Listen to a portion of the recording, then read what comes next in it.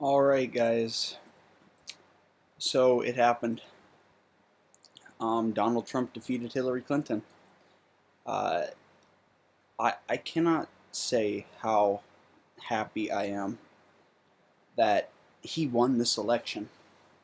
This election was so consequential for so many things, and it was so important to so many people, Democrats and Republicans, that it feels good to be on the winning side. However, I understand there are some Clinton supporters that are still, I'm sure they're angry, they're upset. I'm sure I would have been if Trump would have lost. Not wanting to really accept the results. All I can say is, as a little conciliatory note, that um, we're not against you at all. Us Trump supporters, we welcome you. Um, let's get behind our president, regardless of party affiliation or what you believe. I know there's some issues that Democrats and more traditionally liberals don't agree with Donald Trump on. I mean, there's many positions that I wouldn't have agreed on with Hillary. However, even if she would have been elected, yes, I would have been upset. I would have been mad. But in the end game, I would have supported her because she's the president of the United States. And I hope you do the same for Trump. I hope you give him a chance. I'm not saying his presidency is going to be a good one. I'm not saying his presidency is going to, bring the change that we all want. But if we're not on board with him, none of us will be able to say we supported him for the change that we wanted. Now, in this case, I did a prediction video the other day, and I had Trump winning 279 electoral votes. Now, the way it's looking, CNN actually already called Arizona for Trump, so that's going to put his total up to 290 votes. Michigan is still outstanding. There's still 2% left of the state to call in. Before I do, though, the reason Trump won was simple. The liberal media and the media in general like to say that Clinton had a superior ground game, and she had a superior organization, and that her get out to vote efforts were going to crush Donald Trump. What the Democrats failed to realize is that Trump supporters were much more motivated than Clinton supporters were. People were not excited to go support Hillary Clinton. Donald Trump had fanatic almost support among people in many different states. And that's the reason why he won, especially in rural areas. Those people went out and voted. Those people got their friends to go out and vote for Trump. Those people got on the bandwagon, and they stayed on the bandwagon. He got Republicans to come home. He got independents to vote for him. He got single women that don't have any college degrees to vote for him.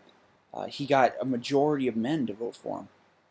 And now, I'm not saying that he's going to win the popular vote, because he might not.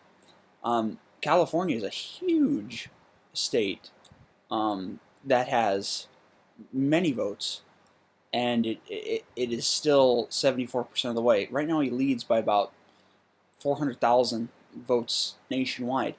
But the dichotomy of this country and how the electorate voted, it overwhelmingly favored Trump this election.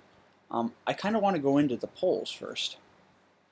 The only poll to correctly predict this election, maybe two of them, the LA Times USC poll and the IBD poll, both of them had Trump leading at the very end. And here's the deal. All of the poll hacks, Nate Silver, Real Clear Politics, they all had Trump losing states like Wisconsin, Michigan, Pennsylvania. They had Ohio as a major battleground. They had Florida as Clinton leading. They had North Carolina as Clinton leading. None of it turned out to be true. And I kind of want to say that, I don't want to say I told you so. And I don't want, Republicans to kind of bash the pollsters, but they definitely underestimated the amount of support that Donald Trump had. There is absolutely no, there's absolutely no question that they totally did not realize the amount of support that he had. The silent majority was real, guys. All of those talks that Trump had saying that he had secret supporters and that, the silent majority was real, it was real. It was real across the country, especially in the Rust Belt, which is these states: Pennsylvania, Ohio, Indiana, Michigan, and maybe to a lesser extent Illinois and Wisconsin, even though he lost Illinois. Uh, but the silent majority was real. He tapped into an anger, especially in the Rust Belt, that has not been seen since Reagan. The policies that have devastated the economies in those states is what led to Trump carrying Pennsylvania for the first time since Reagan, or I'm sorry, George H.W. Bush. It's the reason why he's probably going to carry Michigan. I know it's extremely close right now in the vote, but I would not be surprised tomorrow morning to wake up to find that Trump is the winner of the election in Michigan. And same in Wisconsin. Nobody has won that. In Minnesota, he's been very competitive. There is so much. There was so much punditry. There was so much. There were so many predictions of this race. There were so many things. They overanalyzed so much. They gave Trump the Romney states, which were my home state of Arizona. Alaska, Utah, Idaho. Wyoming, North Dakota, South Dakota, all the Midwest states, Texas. They were giving him Iowa because he was leading in the polls. It's interesting because when this state started tallying, she had a huge lead. The reason being is that more Democrats voted in the early voting than Republicans, so you were kind of getting a false sense of where the state was going to go. As soon as the more rural counties started coming in that voted the day of, Trump basically crushed her in that state. If you look at the margin, it's almost a 10% margin he won by. That's a state they only had him predicted up by about 2 points. That's about an 8-point swing from what the polls said. So the pollsters were absolutely wrong in Iowa. Now here's the deal: the pollsters were actually pretty right in Arizona. Trump won by about 4%. He didn't win by a huge margin in Arizona, probably because of the Latino vote. So the polls were right in Arizona. The places where the polls were absolutely dead wrong: Wisconsin, they had Clinton up about 8 at election day. 8. And Trump ended up winning it by a point. That's a 9-point swing. Michigan, if he pulls out the win, they had her up about 6. He's leading by about a half a point. That's a 6.5-point swing. Ohio, this is the biggest one that they missed. They had Trump up about 4 to 5. He won by over 11%. That's huge. Pennsylvania, they had Clinton up between 6 and 8 election day. He won it by 1.1%. Florida, same way. They had, when the shows first came on, and I was watching kind of the analysis of the race, Democrats were extremely excited about Florida because they got the early exit polls and they were up about 3%. Hillary Clinton was leading by about 3%. This was extremely deceiving because exit polls cannot be trusted. Exit polls are not right. The silent majority might have played a part in that. What happens with an exit poll is if you go to the poll, every about 10 people, they're gonna pick somebody out of line, maybe even less than that, depending on the state. They're gonna pick somebody out of line randomly, and they're gonna have them fill out a little questionnaire of who they voted for, what issues were most important to them, and etc. The problem is that sometimes that randomness can just lead to an oversampling of Democrats. That can lead to an oversampling of a certain candidate's supporters, and that's probably what happened with Hillary Clinton in Florida. Because as the night wore on, I'm going to kind of give you a little overview of how the night went for me watching it. The first states to come in were Indiana and Kentucky. They started having early votes come in, and Trump was supposed to win those anyway. So it didn't really change anything in the race for me. So I was like, okay, whatever. The next polls to close were Virginia and Georgia, and I kind of put my finger on Virginia as an early poll closing, because if they called the state right away for Clinton, you knew Trump was probably going to lose the election, because if the polls were right, and they definitely were not in Virginia, they should have called that state probably very quickly for her. Instead, Trump actually led the majority of the night. It was not until the very end, when more of the metros came in, that she pulled ahead of him. But her margin was not anywhere close to where the polls had her. That was kind of an early indication that she was probably not going to do as well as expected. Uh, so then, later poll closings came. North Carolina came. Clinton actually led in North Carolina for a small, majority of time. That was an oxymoron. A small, time frame. And but what happens in North Carolina is that traditionally Republicans vote the day of instead of early voting. So North Carolina ultimately went for Trump because the Republicans turned out. He had a silent majority in North Carolina. Florida is the same way. As the night went on, they kind of flip-flopped leads, but towards the end, as the metros down here in South Florida, Miami-Dade and Broward County and Palm Beach, started kind of reporting all of their totals, which is the biggest Democratic area of the state, it started to look like Trump was probably going to win, because he still had a lot of rural counties in the Panhandle and in mid-central Florida that were still adding votes to his total. I called it when I did my prediction. Trump easily got Florida. I was absolutely right. According to the 2012, the way I structured my analysis is, if you watch the video, I took early voting results that we had found, and I kind of played around with the turnout numbers among whites, among African Americans, among Latinos. So I increased the Latino turnout in Florida, I decreased the African American turnout, and I increased the white turnout in Florida. And I had Trump winning by a bigger margin than this. So Florida did not surprise me in the least. Neither did Ohio. Ohio, from the very get-go, was going to go for Trump, regardless if he won or lost today or yesterday. But I want to kind of go into the media facet of this. It was even though I hate CNN, they were so in the pocket of Hillary. They wanted her so bad. I wanted to watch them to kind of get their reaction if the night did not go their way. And as soon as Florida and Ohio started looking not good for Clinton, you could tell their tone was pretty somber. You could tell that they knew Donald Trump could potentially win the election.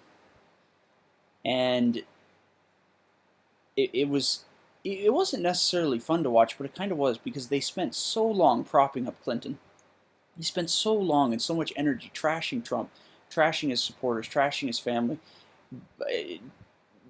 creating just such a political bias storm against Trump, that seeing them kind of squirm a little bit as these numbers came in and they were not looking good for Clinton was absolutely an enjoyment to watch.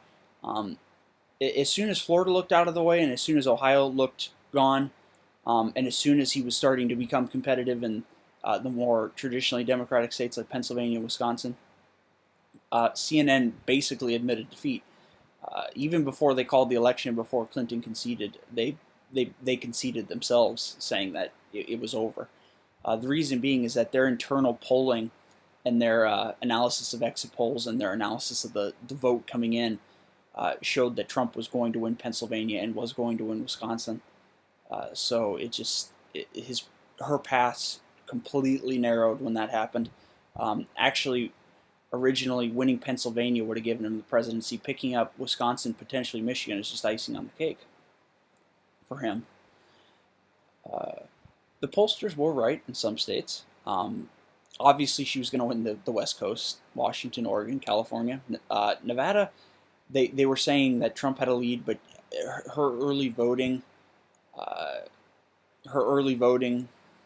machine turnout was huge. If you look, Trump didn't lose the state by that much, 26,000 votes. That's nothing. So Nevada was probably in play. Colorado, he lost by a little bit bigger margin, but then again, he didn't lose Colorado by more than 70,000 votes, 68,000 votes. He won Arizona. Obviously, he lost New Mexico by a pretty big margin, but that's a very liberal state. Texas was always in Trump's column. All of the southern states were always in Trump's column. He won Indiana by a massive margin, almost 20%, 20 points. That's huge for a state that voted for Obama in 2008. And he won in North Carolina by a bigger margin than Romney won. Trump did what no Republican has done since Reagan, or maybe George H.W. Bush. He changed the map. He flipped the narrative on the Democrats completely. He turned Pennsylvania, something that they never thought could have happened. You know, if we look back a little bit, if we go to CNN 2012 results, I don't like CNN, but I do like how they structure their data. If we look at, the CNN 2012 race and we go to Pennsylvania, we can see that for the most part, Mitt Romney got crushed. He lost by over 300,000 votes, 52 to 47. It's crazy because Trump flipped it. He won 48.8 to 47.7. She lost 5%, 5% at least in Pennsylvania of solid Democratic support. Either they didn't turn out, which it looks like they did because Philadelphia's vote totals look pretty similar to 2012's, or she lost a lot of Obama voters to Trump. And that's exactly what happened. If we go on the state, she won Allegheny County, she won Centre County, she won Dauphin County, Chester County, Delaware County, Montgomery County, Bucks County, and obviously Philadelphia County, Lehigh County, Monroe County, and Lackawanna County. If we go back to 2012, let me X some of these out. If we go back to 2012, she won. Obama won Erie County. Trump won Erie County by 2%. That's huge. That's a 2-point swing in a traditionally Democratic county. Obama did win Allegheny County. He did win Dauphin County, and she picked up Centre County from what Romney did. But if you look at it, it was basically a dead heat in that county anyway. The counties that Obama picked up Luzerne County. Trump beat her in Luzerne 58.4 to 38.8. That right there is probably the county that turned the state for Trump. He picked up a lot of Obama voters in that county, something that she failed to do. If we look, Monroe County and Northampton County. Trump won Northampton County by almost 4 points. Clinton did win Monroe, but look at the margin. She only won it by 0.3 of a point. Obama won Monroe County by 6 percentage points. Big difference. Big difference. And that's exactly why she lost the state. If we look at Philadelphia, look at the total in Philadelphia. Obama won it 557,000 to 91,840 for Romney. Not a good margin. Look at what Trump did. He added 15,000 votes to Romney's total in Philadelphia. That's huge again. Her margins were down basically all across the board. Now, when I did my prediction video, this was the state that I thought Trump probably couldn't win out of all the ones that they said that he possibly could. I did not see it just because of this area right here, the Philadelphia metro. But if you look, like Bucks County, she only beat him by less than a point. In Montgomery County, she beat him by a little over 20 points. But the problem is that when he's picking up traditionally Democratic counties like Erie County and Luzerne County, it's over. I attribute the loss in Pennsylvania for Clinton to two things. One, the silent majority was out. Trump supporters were motivated to go to the polls, and they did. The other thing is that Hillary Clinton did not campaign outside of the Philadelphia metro. She did not campaign in the rest of the state. Trump was all over the state. He was doing rallies everywhere. He was in Hershey the other day. He visited Pittsburgh at one point. He was in Philadelphia. He was in Allentown. He visited many different areas of this state, something that Clinton didn't do. And when he was attracting 20 to 30,000 people in smaller counties, that's why he won the state. And there's no denying it. Trump absolutely turned the tables on the Democrats tonight. Their hold over the upper Midwest, the Rust Belt states as they're called, is finished. as we know it. Uh, it's their hold over those states is definitely not locked anymore. So that's going to be interesting. Now, Wisconsin is the same way. If we look at Wisconsin here, Hillary Clinton had a good showing in Milwaukee, Madison, um, you know, Rock County, which is where Janesville is, Eau Claire County, but and some of the more northern counties, Ashland, um, the Duluth, Minnesota border, the Lake Superior counties. Uh, but if we go back to the 2012 map for Wisconsin, if you want to look at it, just compare it. There's a lot more red on this map. If you go back, Obama basically dominated the entire southwestern part of the state. If you look, not really this time. Trump has a big, sometimes huge lead in some of these counties down here that went for Obama. That is why he won this state as well. There's no denying that. But then again, Hillary Clinton did not campaign in Wisconsin once. Trump was up here multiple times, especially in the last couple weeks. Hillary Clinton, even though she had a ground game, she focused on the wrong states, guys. She put all of her resources in states that she was never going to win anyway. Florida, North Carolina, Ohio. She wasted Arizona. She wasted Utah. She spent money in Utah, Virginia, which she barely held on to. She spent Iowa. She spent so much money in these battleground states that, even though she was down, she was spending an enormous amount of money. She spent money in Georgia, Texas, a lot of money in Florida, a lot of money in Ohio. I mean, him winning by 11 points in Ohio, that's a massive landslide in the state of Ohio. Huge. If we go back to Ohio,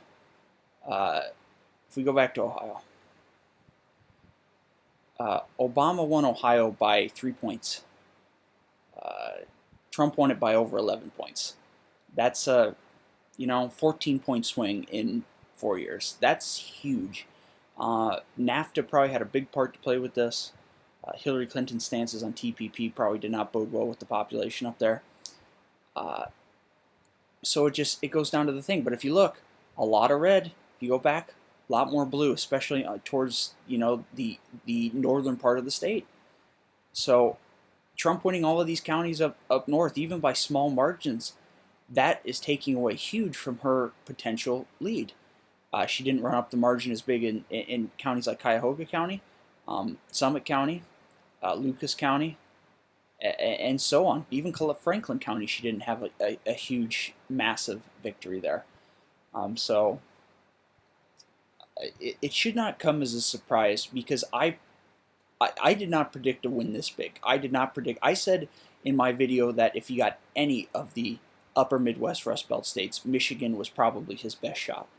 And if you look right now, it's really close. So, I mean, it could go his way. If it does, it just validates my point that it was probably his closest. But I did not predict that he would do as well as he did in Pennsylvania or Wisconsin, without a doubt.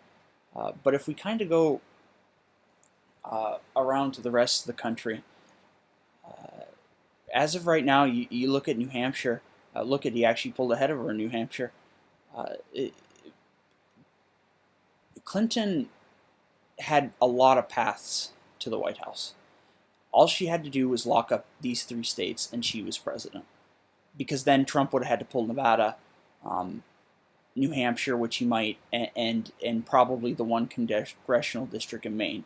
That was not going to happen. I said he had a chance in Colorado. Not really. I was more, even though my margin was pretty close in the state when I predicted it, he still lost. And same with Nevada. Now, the interesting thing that goes along with all this is that the entire upper Midwest, even Minnesota, if you look at the margin, he even though it's 99% reporting, look at how close he got in Minnesota. That's a state that has not been won by Republicans in many decades. So it shouldn't come as any surprise, basically, to anyone. As of right now, if we're looking at the popular vote, he's about 500,000 votes ahead of her. If he if he picks up Michigan, if he picks up New Hampshire, um, obviously Arizona isn't factored in, even though many news agencies have already called this state. That's going to put him at 290. That's going to put him at, if he squeaks one out in Michigan, that's going to put him at 306, 310, plus I think the one congressional district is already factored into this, maybe. If not, he will get one more electoral vote. So it will end up a Trump landslide, as many did predict. I wasn't predicting a landslide. I said it was going to be 279 to 250, in the 250 range for her. But I underestimated his massive support among the white working class in the upper Midwest. And that is ultimately what gave him this victory. It wasn't my home state of Arizona. It wasn't even Florida, even though he needed Florida. It wasn't Florida that gave him this victory. It was Pennsylvania, Wisconsin, and potentially Michigan. Here's the deal: even if he lost Florida, take off 29 off of that. That puts him at 270. That puts him still at 250. All he has to do is, pick up Michigan and New Hampshire. He had multiple ways to do this, and in retrospect, the media way overestimated Hillary Clinton. Now, if we go to 538, which I have not been to yet, I am going to love to see what Nate Silver has to say about this election. Obviously, he has Trump wins, which is not that surprising. Let's just kind of read and see what he has to say about it.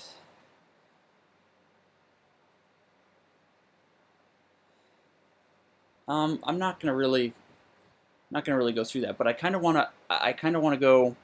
I can take you by county. Obviously, if you look, a lot of red, which isn't that surprising. Size of lead, a lot of small red, a lot of bigger blue in the cities. But this is the biggest thing, I think, that shows the massive shift in the upper Midwest Rust Belt region. If we look at this, all of those red arrows, all it does is represent the margin that Trump got. As you can see, his margins in Arizona were about the same, even Texas. But the entire upper Midwest, huge shift towards the Republicans. Huge shift. The massive change that happened this election is unprecedented, to be totally honest with you. This is a huge win for Trump in so many ways. When the nights first started, it actually had this little bar saying likely Clinton, and with Clinton with about what Obama got in 2012 as a vote total, and it had Clinton winning about 240 electoral votes as well, something in between what Obama got in 2008, 2012. And as the night went on, as soon as they called Florida, Iowa, Ohio, Pennsylvania, this bar completely changed to Trump. It is the biggest political upset probably in world history. But it really isn't an upset because he never really was behind. It's the media that made him out to be behind. It was the media that made him out to be inferior to Clinton, a danger to society. It made him out to be, he was going to get crushed by the Democratic machine, and the liberal elites were going to triumph over the Republicans once again. Look at what happened tonight, guys. Trump won the presidency in basically a landslide. They kept control of the Senate. They kept control of the House. That is a massive, absolutely massive defeat for Democrats on so many levels. And it just goes to show you that the DNC, is exactly what WikiLeaks showed them to be: corrupt, completely and utterly discredited, not truthful, and willing to spin anything that they can to help their cause and try to put down the other side. This is their punishment for suppressing the American people for this long. This is their punishment for bias reporting. This is their punishment for promoting groups like Black Lives Matter. I have nothing against African Americans, and a lot of Trump supporters don't either. And I know a lot of people like to scream that Trump's a bigot. Trump is racist. I don't think a Trump presidency is going to be defined by that. I think a Trump presidency is going to be a presidency where actually a lot of people are accepted. As crazy as that sounds, uh, a lot of people point to his policies on immigration. Oh, he's going to deport. Um, he's going to deport, all these illegals. I don't think he's ever going to deport all those illegals. That's just my personal opinion. His best way to secure the border is to physically, literally secure the border. Um, we have to stop the source of illegal immigration. The people that are already here, they will figure out something to do. Um, I'm not saying amnesty. I'm not saying just grant them all citizenship overnight. Uh, I don't mean to sound completely and utterly, um, I guess, naive on this issue, but I really don't know what to do with the illegals that are in this country currently. Um, and that'll be something that Trump will have to look into pretty quickly, probably, when he gets into office. So, kind of overall, uh, his his presidency will be an interesting one. He's going to have control of the House. He's going to have control of the Senate. That means that Scalia's spot vacancy on the Supreme Court will get filled by a Republican, which is probably one of the greatest things that could have happened out of this election, other than Trump winning. The Republicans will be able to pass budget reform, uh, probably immigration reform. And here's the deal: I think the Republican majority and Trump can work with the Democrats to come up with a reasonable immigration plan. I really do. I think if you combined elements of Trump's wall proposals with elements of keeping the illegals here, not necessarily granting them amnesty, but maybe having them here on some type of work visa, where they have to pay their taxes, um, and they can work towards a pathway to citizenship, not just granted to them like a lot of the Democrats want to do. Have them work towards it. I think the Republicans and Democrats could come together on that issue. I think they could pass bipartisan immigration reform with Trump as president, without a doubt. Now, in regards to the economy, I'm sure the markets are going to freak out tomorrow morning. The Dow's going to be down 1,000 points or something, but the markets will rebound. That'll just be a quick kind of flux in the market. It's going to be like Brexit. This was the American Brexit. Trump kept saying this is going to be Brexit times 10. Kind of was. Everybody had him down. Everybody counted him out, and he ended up crushing her. Figuratively speaking, he might still lose the popular vote, but he's going to overwhelmingly win the electoral vote. The markets are going to freak out. I think he needs to try to pass tax cuts in the first, 4 years of his presidency. I think if he was able to balance the budget, the Republicans were able to, pass a bill to balance the budget, he would probably be able to keep the deficits down a little bit. Cutting taxes, especially on small business, will stimulate the economy, will create more jobs, will increase wages. I think the economy will be something that Trump will do good on. It's just going to depend on, how good. Is it going to be the 4 or 5% that he's promised, or is it going to be more 2 to 3%? We will see. National security-wise, this is where a lot of the liberals and Democrats are freaking out. They do not think Trump is fit to lead this country, militarily, foreign policy-wise. I think Trump will win very quickly. He did not get to be in the position that he's in as a multi-billionaire and the owner of arguably one of the biggest real estate companies in the world by not being able to negotiate with people. I think he will do fine on the national stage. He's not afraid of anybody. He's been fighting worse monsters here in the United States for years. I actually think our relations with Russia will get oddly better. I think under Clinton they would have got worse. I think we will be able to work actively with Russia to destroy ISIS. And I know a lot of people are like, well, why should we work with the Russians? I have nothing against the Russians, and the Russians shouldn't have anything against the United States. I want nothing but peaceful relations with Putin. I want nothing but um, peaceful negotiations with Russia, and I think Trump will be able to achieve that to a certain sense. World leaders will react as they reacted to Brexit, like that it is just an absolute travesty. Why did you do it? But they will come around to it. They will come around to a Trump presidency. Uh, I I think the other reason why Trump won tonight, or yesterday, I guess I should say, is that the issue of Obamacare kind of reared its ugly head towards the end of the campaign cycle. Here in Arizona, premiums are going up 116%. I have family on Obamacare, not by choice, but basically because they're forced, because either they're on Obamacare or they have to pay the mandate, basically, the mandate tax um, at the end of the year.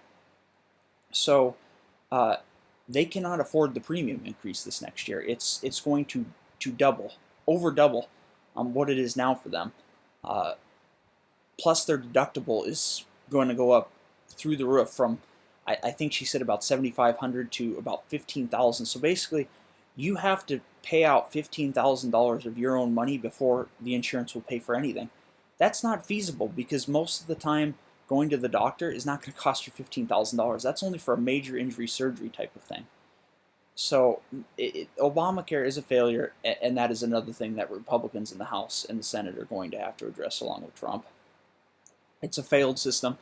I'm not going to blame it all on Obama because, uh, well, you have to because he proposed it, but I'm not going to blame it entirely on him. I think he had good intentions when he wanted to do government-run healthcare. The problem is that they did not do it right. Um, when the Democrats had majority, they did not draft that piece of legislation for it to ever succeed, which is exactly why it's failing now.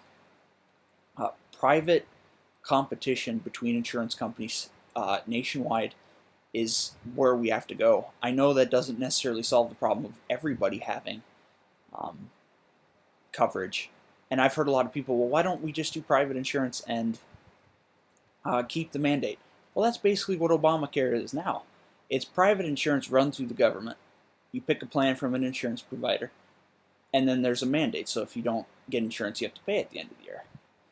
So you can't really go back down that road because it's not going to work.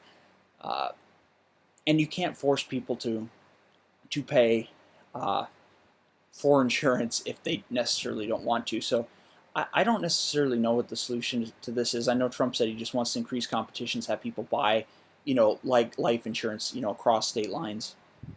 We'll have to see what the Republicans can do in the next 4 years on that issue. That will probably be one of the first things addressed. I think the biggest thing for Trump is he is going to take the presidency over a divided nation, a nation that is scorned, absolutely scorned. Whether Trump won or Trump lost, this nation is irreparably damaged by the two campaigns that have been run.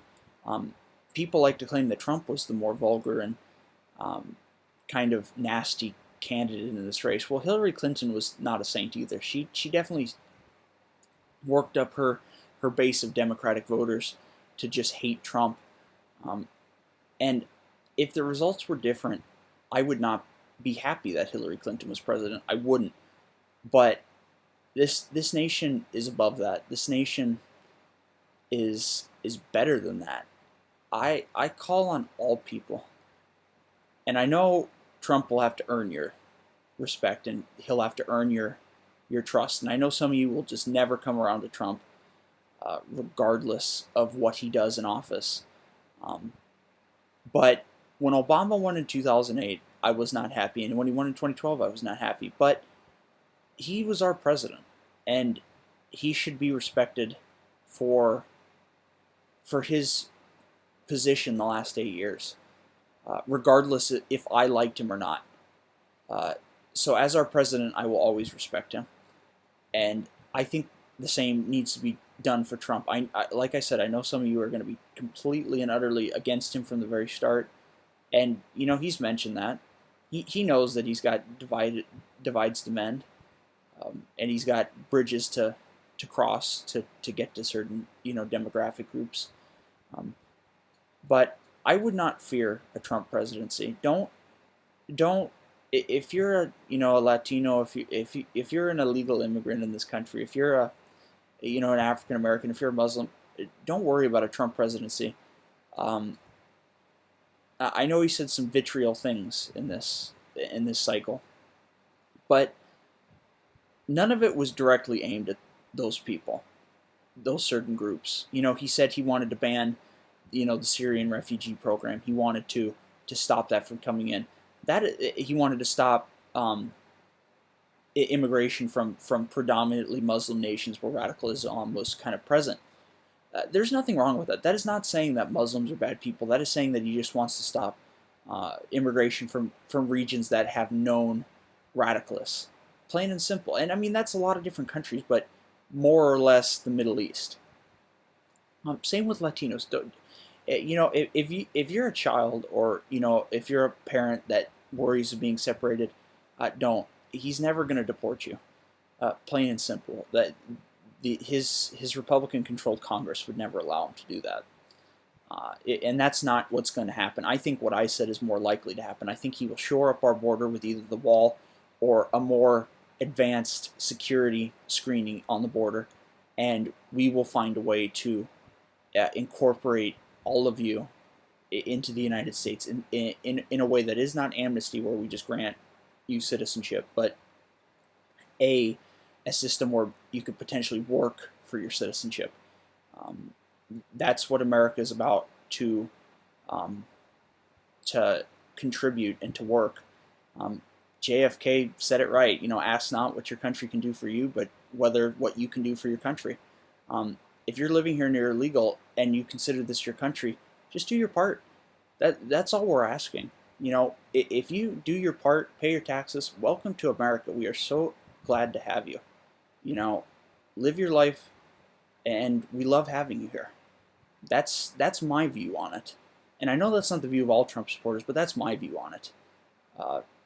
And the same thing with African Americans. I know Hillary Clinton was your candidate for the most part. And I know Donald Trump has said some rather harsh things at times. But he's had African Americans work for his companies for years. He will pick the best people out of the African American community to represent him in government office. And I truly believe that he will work to improve living conditions in the inner cities. I think he is going to try to restore law and order as best as he can. And I think he will work to increase good paying jobs for inner city communities like Detroit and Chicago. So all I can tell you is give him a chance. And if you don't like him, we can all vote against him in 4 years. It's as simple as that. But as of right now, Donald Trump is the President of the United States. Which comes as a shock to many, not really a shock to me. All I can do is pray for the nation as a whole, that we will all heal. This is not the end of the world for people that think it's, this is it. This is not the end. This is only the beginning. And all we ask you to do as Trump supporters is not necessarily to get on the bandwagon right away with Trump, but to just work to make this country great again. Whether that's in your local community, whether that's in your state government body, whether that's nationally, whether that's supporting Trump in what he does, just working to make this country the best country that it could be for everybody. And that's kind of the message I wanted to send. I didn't want to spend this video, gloating, oh my God, we beat you. We beat all Hillary supporters, because that's not who I am. That's not who a lot of us Trump supporters are. Yes, there's some Trump supporters that are a little bit more hateful, and they probably would throw it in your face. But that's not me. I don't want this to cause more of a divide. I just want this to bring us together, plain and simple. So that's kind of the video I had for you tonight, guys. I'm definitely happy that Trump won, and all we can do is move on from this point and work to make America great again.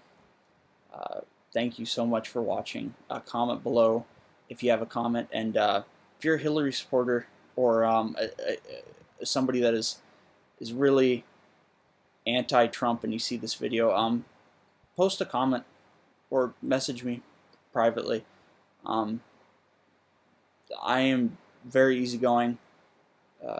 I am absolutely understanding of your potential, hatred towards Trump and just your anger and frustration in general. So if you want to post a comment or leave me a message, that's great too. So once again, thank you for watching, and let's go out and make America great again.